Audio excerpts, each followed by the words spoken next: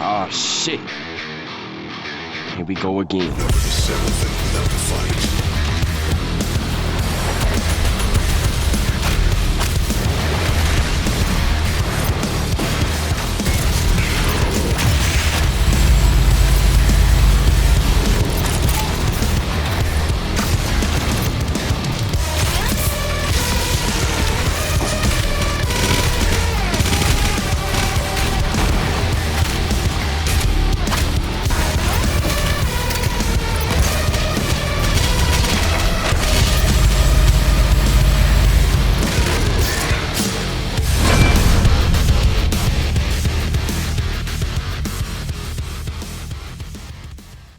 Doom Eternal was one of my backlogs and I was only able to finish it this week, and with Ancient Gods releasing a day after I finished the main campaign, I didn't have to re-familiarize myself with how the game works. This worked out pretty well for me because the 3 missions contained in this DLC is a lot harder than anything else the base game throws at you. The Ancient Gods Part 1 takes place after the main story with Urdak, Doom's high-tech iteration of heaven, is now overrun by demons due to the events that transpired in the base game.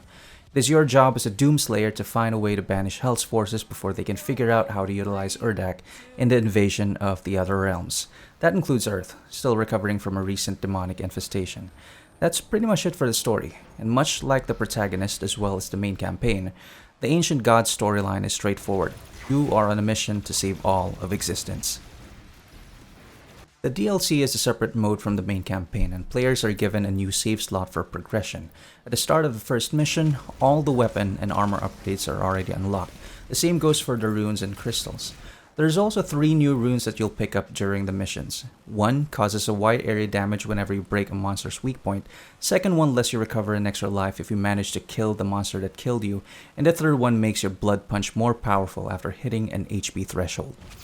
Having the Doomslayer fully decked out from the start makes sense here, story-wise and gameplay-wise, because right off the bat, the game will throw everything at you. The first encounter pits you against a couple of Revenants and Hell Knights already. That's not too bad, right? Well, it doesn't take long for you to start seeing Barons and Cyber Mancubi, and they will do the best they can to try and ruin your day.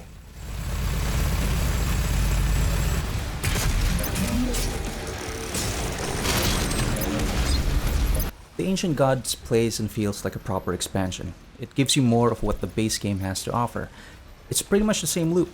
On wider areas, you still take on waves of enemies one after another, each time getting more difficult than the last. Only now, more powerful demons start showing up early.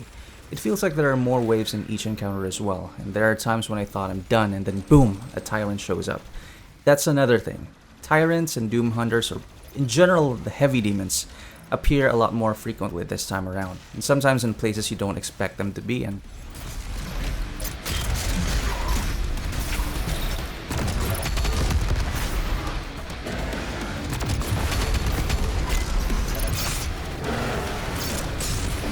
There are more environmental hazards, especially in the blood swamps in the second mission.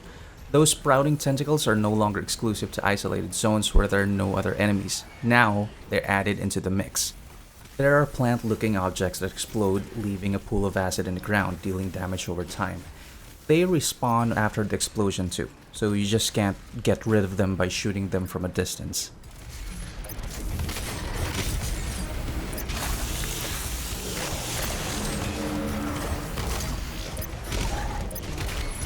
Now let's talk about some new enemy types. There are the spirits that possess other demons that will buff them and make them harder to kill. Once a demon is possessed, you can't break their weak points anymore, making them much more difficult to deal with. The moment you kill them off, the spirits will begin looking for another host, and it's wise to prioritize them, because otherwise, well, just imagine having to fight a possessed Doom Hunter, or worse, a Marauder, or a Cyber Demon. You deal with them by using the Plasma Rifle's microwave beam cannon, Ghostbuster style. Another new notable monster is the Bloodmaker, an angel-type enemy similar to the Maker drones, but deadlier. Its body is enveloped in a shield aura, making most weapons against it ineffective. There's only a small window where it drops its defense, whenever it's launching cross-shaped beams at you, and that's gonna be the only time you'll be able to dispatch it quickly. So better be practicing those precision bolt shots, cause this thing is a menace. The single most important part of the Doom guy's arsenal is his movement, and these guys have a way to take that away from you. It has an attack that leaves an area of effect, slowing you down to a crawl, making it easier for the demons to gang up and overwhelm you. So those two marauders you see in the trailers, that was a very trivial fight compared to when you pair a marauder with one of these things. All of these additions enhance the already dynamic and complex combat loop, which is this frantic dance of death with you controlling the rhythm. The only negative thing I could make out of it is sometimes it can be a bit exhausting, at least for me. The battles tend to drag on longer than I expected them to, but I think this is all gonna depend on how skilled the players are. And I've seen some videos of people playing on Ultra Nightmare wrecking everything in a short period of time. And I think this is what most people are gonna look for in the expansion anyway, which is a much faster, much harder version of the base game. Also, there is a section in the swamps with little to zero visibility where you go against a large group of demons, and I find it counterintuitive that this type of handicap is suddenly injected into the game, with some enemies already invisible charging at you, I might add. These kinds of tropes belong to a horror game, not a first-person shooter. And if this is something the devs have been experimenting on and they have plans of adding more of this to the next expansion, I just want to put it out there right now. This doesn't work. Not in Doom.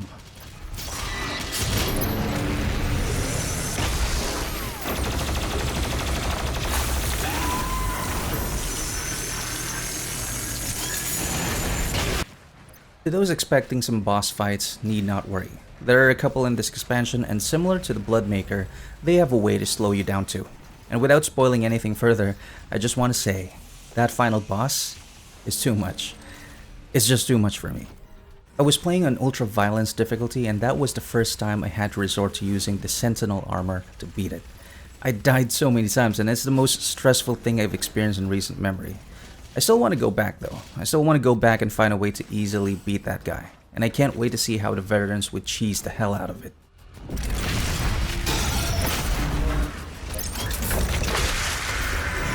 Each of the 3 new mission zones are unique and distinguishable enough from one another.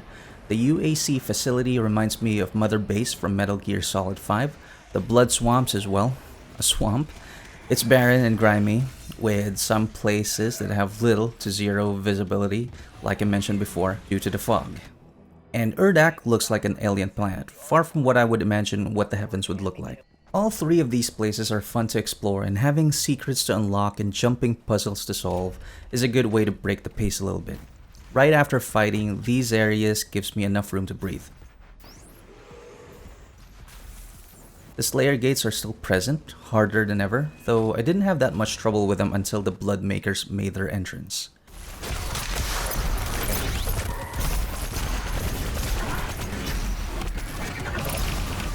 There were some concerns regarding the soundtrack, with the original composer seemingly done with id Software and Bethesda, and much like Doom 2016, Doom Eternal's music is tied heavily with the gameplay. Now, I'm not saying it's a rhythm-based shooter or anything, but this odd mix of dubstep and metal that Mick Gordon came up with was just the perfect blend that will keep pumping adrenaline to your veins as you blast your way through hordes of Hell's Legions. Rest assured, the replacements did a fantastic job setting the tone for this DLC. The tracks are slower and darker this time around, focusing more on the heavy metal side during combat.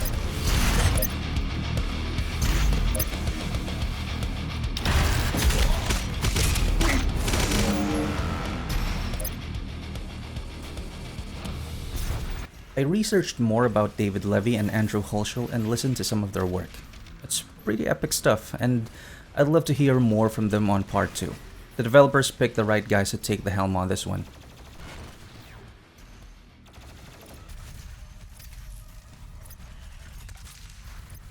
Doom Eternal, The Ancient Gods Part 1 is the perfect excuse to come back to the game and would make the people that bought the Year 1 pass feel like they really got their money's worth. If you've enjoyed the base game, you probably have this already, but to those who are still on the fence, it's a no-brainer. You just buy it. This expansion was made for already existing fans of Doom 2016 and its sequel. It's simply put, more Doom. And with this expansion, more is all you need.